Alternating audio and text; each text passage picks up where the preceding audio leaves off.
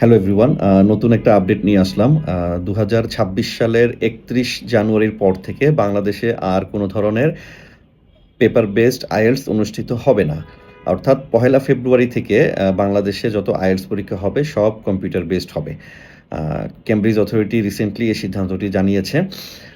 আর যারা অগ্রিমভাবে আইএলটিএস এর জন্য রেজিস্ট্রেশন করেছেন, বিশেষভাবে পেপার বেসড আইএলটিএস দেওয়ার জন্য রেজিস্ট্রেশন করেছেন, তারা নিজ নিজ পরীক্ষা কেন্দ্রে যোগাযোগ করবেন। এ ব্যাপারে কেমব্রিজ অথরিটি যে নির্দেশনা দিয়েছে সেটা হচ্ছে যে আপনি আপনার রেজিস্ট্রেশনের সম্পূর্ণ টাকা ফেরত নিয়ে নিতে পারবেন, অথবা আপনি যে পেপার বেসড টেস্টের জন্য নিবন্ধন করেছিলেন সেটা ফ্রি অফ কস্টে কম্পিউটার ডেলিভার টেস্টে কনভার্ট হয়ে যাবে, অথবা সিট খালি থাকা সাপেক্ষে আপনি ৩১ জানুয়ারির মধ্যেই আপনার টেস্টটাকে রিশিডিউল করতে পারবেন। অর্থাৎ আপনি যদি মার্চ, এপ্রিল বা মেতে পরীক্ষা দেওয়ার জন্য নিবন্ধন করে থাকেন, সেটা আপনার টেস্ট সেন্টারের সাথে যোগাযোগ করে ডিসেম্বর বা ৩১ জানুয়ারির মধ্যে নিয়ে আসতে পারবেন। তবে এক্ষেত্রে শর্ত হচ্ছে যে সিট ফাঁকা থাকতে হবে।